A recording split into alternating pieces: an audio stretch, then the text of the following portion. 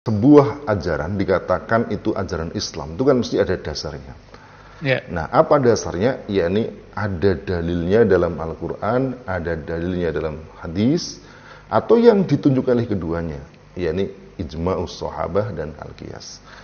Jadi kalau ada sebuah ajaran dikatakan ajaran Islam, tetapi tidak ada satupun dalil dari keempat dalil itu, maka siapapun yang mengatakan itu tidak sah. Ini ajaran Islam. Bagaimana mungkin kata ajaran Islam kalau tidak punya dalil dari keempat itu? Nah, kalau kita bicara tentang khilafah, itu jelas dalilnya ada, banyak di dalam Al-Quran ada, di dalam hadis ada, apalagi dalam ijma'us sahabah gitu. Yang pertama, dalil tentang dalam Al-Quran adalah dalil-dalil yang mewajibkan kaum muslimin untuk menerapkan hukum Islam. Wa anihkum bainahum bima anzalallah wa la tattabi ahwa'ahum, dan putuskanlah dengan apa yang Allah turunkan dan jangan kamu mengikuti hawa nafsu mereka. Pada saat yang sama Allah SWT menurunkan ayat-ayat yang berisi hukum, yang hukum itu tidak mungkin dijalankan tanpa kekuasaan. Ayat-ayat tentang jihad, ayat-ayat tentang jinayat, ayat-ayat tentang hudud, itu ayat-ayat yang tidak mungkin dijalankan tanpa kekuasaan. Ketika kata Allah SWT berfirman, "Was-sariqu was-sariqatu faqta'u aydiyahuma jazaa'an bima kasaba nakalam minallah," pencuri laki-laki, maka potonglah tangan mereka sebagai hukuman dan balasan atas apa yang mereka kerjakan. Pelaksanaan ayat ini tidak mungkin bisa dijalankan tanpa ada kekuasaan. Nah, oleh karena itu Islam itu mewajibkan adanya kekuasaan itu, karena tidak mungkin bisa dijalankan hukum tadi tanpa kekuasaan. Ini yang disebut dengan ma la yatimul wajibu illa bihi fahuwa wajib. Dan pada saat yang sama dalil-dalil yang menunjukkan secara jelas kaum muslimin untuk taat kepada ulil amri. Dan ulil amri yang dimaksudkan oleh ayat itu adalah ulil amri yang mentaati Allah, mentaati Rasulnya dalam pengertian menjalankan syariah. Dan siapa itu? Itulah yang kemudian dijelaskan secara lebih detail di dalam hadis-hadis Nabi.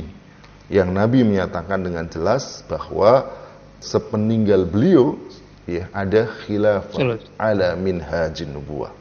Jadi khilafah, bahkan Nabi Sallallahu Alaihi Wasallam itu dengan definitif mengatakan bahwa khilafah itu bukan sembarang khilafah. Tsumma takunu khilafah ala minhaj, atas dasar, atas metode, atas jalan kenabian. Artinya dia menjalankan sistem yang ditinggalkan oleh Nabi. Dan yang tidak kalah pentingnya sebenarnya, ini yang penting, tidak kalah pentingnya bahwa begini. Perintah sholat misalnya, itu kan Rasulullah SAW itu diperintahkan sholat. Beliau mempraktekkan, betul tidak? Yeah. Rasulullah SAW diperintahkan untuk puasa. Beliau mempraktekkan. Nah, faktanya Allah merintahkan untuk menegakkan kekuasaan tadi, dan itu dilaksanakan Nabi. Ketika kapan? Ketika berada di Madinah. Saat itu belum menjadi kepala negara. Beliau lah, apa buktinya? Beliau lah yang memilih mengangkat gubernur, amil. Beliaulah yang memilih panglima perang. Beliaulah yang menetapkan kapan perang dan kapan damai. Beliaulah yang menetapkan kapan hubungan dengan negara lain itu seperti apa. Ini menunjukkan bahwa kekuasaan beliau adalah negara. Dan ketika beliau wafat, yantakil rafiqil ala, begitu beliau wafat, beliau itu meninggalkan bukan ajaran tentang khilafah saja, tetapi sudah meninggalkan berupa sebuah negara. Jadi yang ditinggalkan itu bukan hanya ajarannya. Yes. Kemudian kita disuruh mencari-cari cara mengerti. Enggak, itu sudah ada. Apa tinggalan dia, warisan dia? Ya, ini sebuah negara. Negara itu kalau menurut definisi tata negara itu kan ketika ada apa? Wilayah, ada rakyat, ada kekuasaan, ada kedaulatan, ada undang-undang. Itu semua ada. Wilayahnya apa? Jazirah Arab. Siapa penduduknya? Orang yang tinggal di situ. Hukumnya apa? Islam. Perangkatnya itu ada. Ya. Jadi begitu beliau wafat itu sudah ada, lalu kemudian diangkatlah khalifah yang menjadi pemimpin pasca beliau sebagai Nabi sallallahu alaihi wasallam, dan para sahabat berijma atas itu. Jadi ketika beliau wafat, itu para sahabat tidak kemudian mereka disibukkan oleh satu urusan yang menurut mereka paling penting, bahkan melebihi pengurusan jenazah Nabi sallallahu alaihi wasallam. Apa itu? Memilih pemimpin pasca Nabi. Siapa pemimpinnya? Karena apa? Karena ini ibarat bis itu, Ustaz Karebet, itu jalan yang kencang, begitu sopirnya itu wafat, berarti apa? Harus segera diambil siapa sopirnya. Begitu. Kalau tidak nabrak itu. Demikian juga saat itu sudah ada rakyatnya, sudah ada wilayahnya, sudah ada struktur, ada undang-undangnya. Begitu Rasulullah SAW wafat, yantakil ila rafiqil a'la, maka segera harus ada pengganti beliau itu.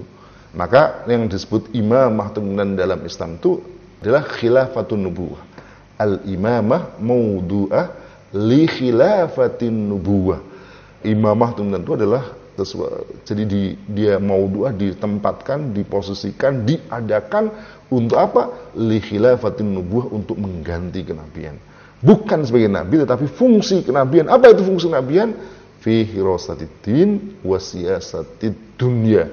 Jadi dalam hal menjaga agama dan pengurusan urusan dunia.